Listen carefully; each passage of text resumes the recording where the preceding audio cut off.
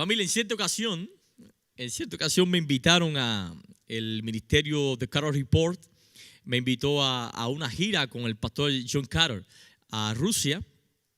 Y entonces estuve por allá 21 días. Resulta que la invitación estaba todo incluido, estaba incluido el hotel, transportación, por allá por Nizhny Novgorod, vuelo de ida y de vuelta, todo incluido. Pero por algún motivo yo deduje que dentro de todos los pagos solamente estaba incluido el desayuno. Como todos los hoteles en Cuba es así, pensé que en Rusia era igual. Y entonces, bueno, cada mañana ahí en el desayuno buffet, yo iba y comía de todo y en una pequeña bolsa echaba ahí algunas manzanas, algunas frutas para luego comer en la noche, porque llevaba poco dinero para gastar para mis gastos personales y era 21 días, ¿no? Entonces, para ahorrar dinero y no ir al restaurante, iba entonces con unas manzanas y unas frutas para por la noche tomadas del desayuno. Y cada día el equipo que estaba conmigo allá, que me había invitado, me decía: Carriles, cena con nosotros hoy. Y yo siempre inventaba una excusa, decía: no, es que hoy tengo mal de estómago, perdonen. Al otro día: Carriles, cena con nosotros. No, es que me siento un poco mal de la cabeza. Y así durante 21 días. La última noche, 21 días después, bueno, pues voy pasando cerca del restaurante y los amigos me dicen: Carriles, hoy es la última noche, todo el equipo va a estar disfrutando una cena en familia, cena con nosotros. No me quedó más opción y tuve que ir a cenar. Todos pidieron sus platos favoritos, pero yo, como estaba corto de dinero, corto de plata, pedí solamente una sopa.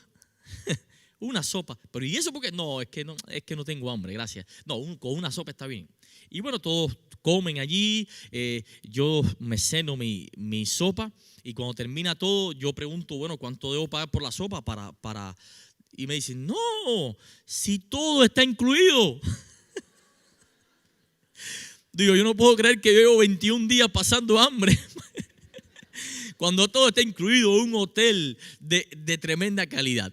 Familia, es irrisorio, pero realmente pasa así en la vida de mucha gente. Hay mucha gente que no domina, que no sabe qué incluye una vida con Dios. Entonces ven las mesas de las demás personas servidas hasta el tope de bendición, de poder de Dios, de mover del Espíritu Santo, de milagros, de accionar en la dimensión de lo sobrenatural, mientras ellos viven vidas a medias, porque interpretan que esas bendiciones, que ese poder de Dios solamente está disponible para los profetas de la Biblia, para otras personas.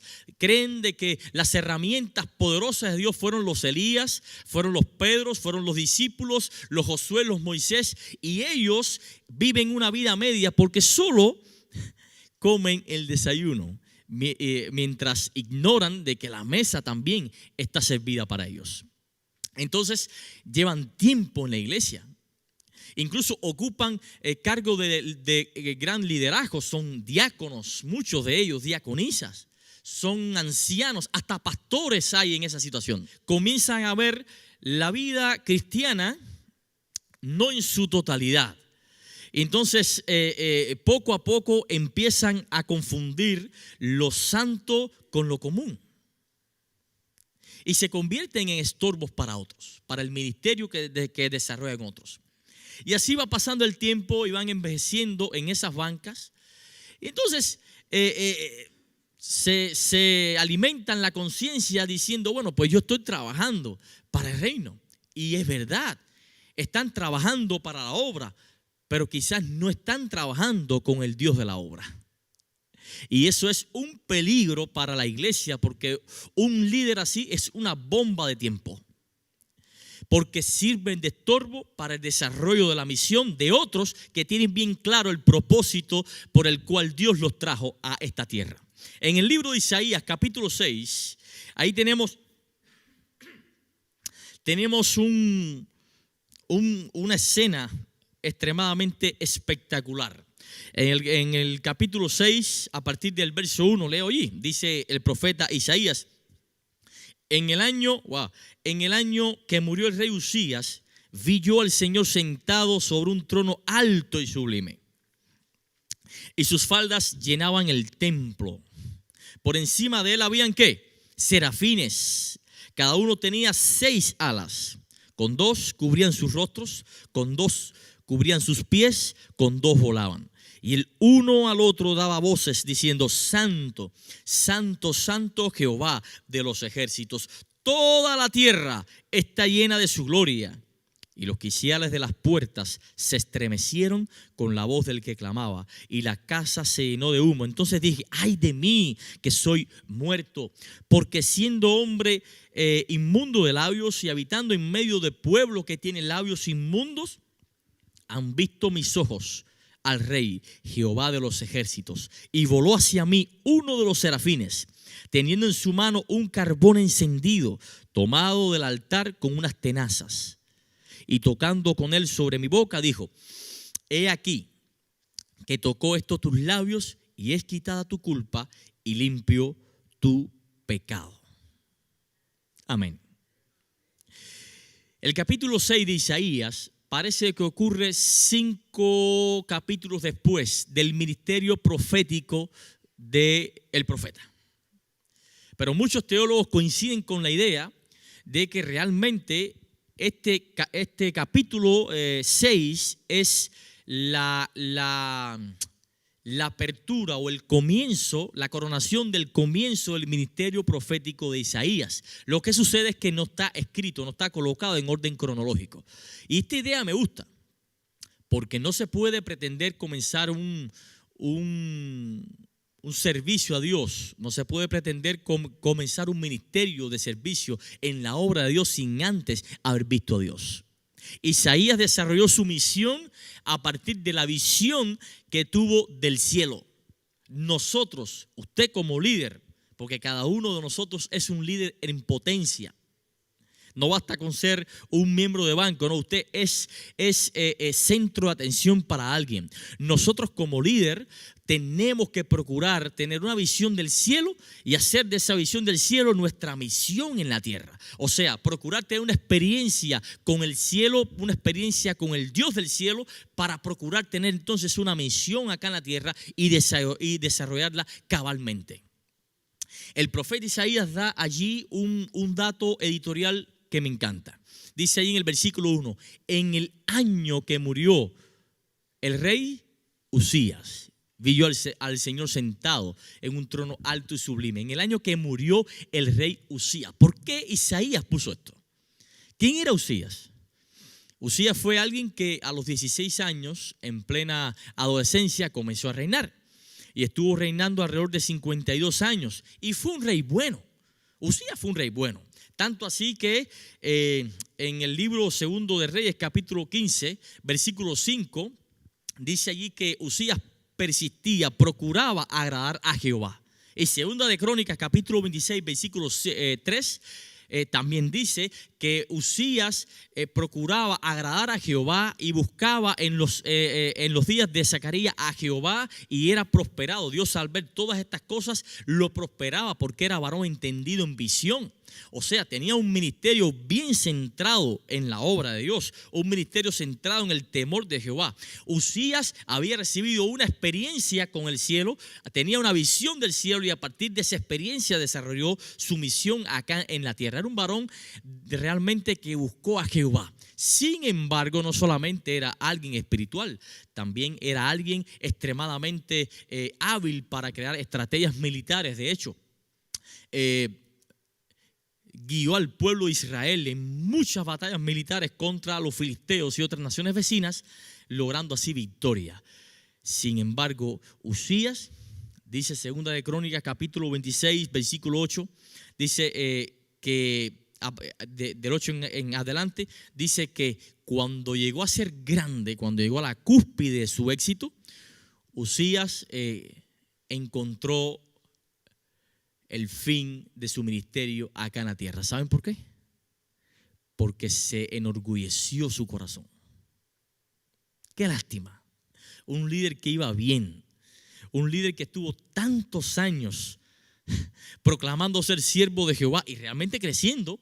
Cuando Dios lo bendice, Dios lo llena de gloria, Él se apropia de esa gloria y entonces toma la gloria por su cuenta como si fuese un productor de gloria por cuenta propia. Y entonces se enorgullece su corazón y esa fue su ruina, dice 2 de Crónicas 26. Al punto que Dios se apartó de él y el rey cogió lepra, o sea, se contagió con lepra porque intentó quemar incienso en el templo de Dios, lo cual no era su labor, y Dios lo tomó como rebeldía. O sea, Uzías iba bien, pero equivocó su misión. No se sumió ante la decisión de Dios. Equivocó Uzías su misión. Tenemos que tener cuidado. No estemos equivocando nuestra misión. Tenemos que procurar la manera de tener una experiencia con el Padre para que el Padre nos revele cuál es nuestra misión acá en la tierra. Y si ya la tienes bien clara, por favor, no te enorgullezcas, porque Dios te bendice, Dios te prospera, Dios te usa, Dios hace resplandecer su gloria en ti, pero muchas veces nosotros nos apropiamos de esa gloria y nos hacemos productores de milagros. Y entonces nos apartamos de Dios y la bendición de Dios ya no está con nosotros y caemos en rebeldía, no solamente con Dios, sino con la iglesia. Y somos maldición para la iglesia sin darnos cuenta, porque cuando llegan cambios en la iglesia no queremos dejar el puesto. No pasa así, que yo sé que aquí no pasa, pero en muchas iglesias, cuando se va acercando el tiempo de nombramientos, oye, la gente se pone tensa. Y tensa. En cierta ocasión, en una de las iglesias que pastoreé, allá en Cuba, en una de las reuniones de nombramiento, díceme un anciano que por muchos años había sido anciano, díceme: pastor, antes de que empiece la reunión de nombramiento, si me quitan de anciano, conmigo no cuenten para nada. Bueno, ya sabemos que con usted no podemos contar. Gracias, hermano, por decírnoslos. ¿Qué pasa con la gente? La gente no tiene problema con ver a Dios como su salvador personal, a Jesús como su salvador personal. No tiene problema con eso. La gente no tiene problema con ver a Dios como el Dios misericordioso de segundas oportunidades. No tiene problema con ver a Dios como ese Señor que nos redime del pecado. No tiene problema. El problema de la gente está en ver a Dios como su rey. Porque sucede que cuando vemos a Dios como nuestro Dios perdonador, como ese Dios amante, como ese Dios posibilitador de grandes oportunidades, vemos a Dios de esa manera, lo cual indica que Dios trabaja para nosotros. Pero cuando vemos a Dios como Rey de nuestras vidas, eso implica que nosotros trabajamos para Dios. Y ahí es donde está el problema. Porque lo que importa es la agenda de Dios. Ya no importan tus sueños. Lo que importa es la voluntad de Dios. Ya no importan tus deseos. Lo que importa son los caminos de Dios. Ya no importan tus propios propósitos. Por eso tenemos que tener bien claro que el ministerio que estemos ejerciendo en la iglesia no esté contaminada con la lepra de Uzías. Fue muy terrible la muerte de Uzías. Un hombre que fue prosperado, llega a ser rey, busca a Dios, se convierte en un gran rey, Dios lo prospera, pero se aparta de Dios y entonces cae en maldición. Ese es el resumen de la vida de Uzías. Y tuvo que ejercer los últimos años de su liderazgo fuera del templo, fuera de su trono, aislado de la gente, porque equivocó su misión. Vio a Dios como el Dios prosperador, el Dios posibilitador de grandes milagros, pero no lo vio como el Dios rey de su vida. Estaba muy de acuerdo con que Dios le sirviera, pero tenía problemas para servir a Dios.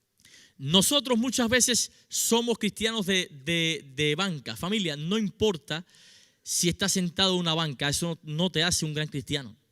No te hace un gran cristiano ejercer un gran ministerio. Ser usado por Dios no te hace aprobado. Hay muchos personajes en la Biblia que fueron usados por Dios, sin embargo, no estaban aprobados por Dios. Procura que tu ministerio esté aprobado por Dios. Procura que tu ministerio sea a partir de la visión que tuviste de reino. Procura que cualquier cambio que ocurra en tu vida ministerial, porque Dios no es un Dios tradicional, Dios es un Dios transicional. Y con esto termino ya porque me quedan 2 minuticos. Resulta que al principio, fíjense, si es así, existía el culto patriarcal. Ahí estaba el padre de familia ejerciendo allá su liderazgo patriarcal y ofrecía holocausto a Jehová. Pasó el tiempo y llegó el tiempo de Israel en el desierto y hubo cambios. Entonces Dios ya desechó ese culto patriarcal para una nueva forma de culto. Y dijo, quiero que me hagan un tabernáculo ahí en el desierto desarmable para que puedan moverse. Y instituyó sacerdotes, levitas, etc. Pero pasó el tiempo. Y entonces Dios dijo, ya no quiero tabernáculo, ahora quiero un templo.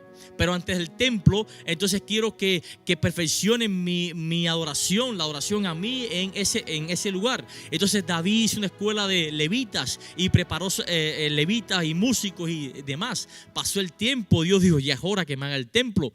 Ya no es tabernáculo, ahora es un templo. Y se edificó un templo.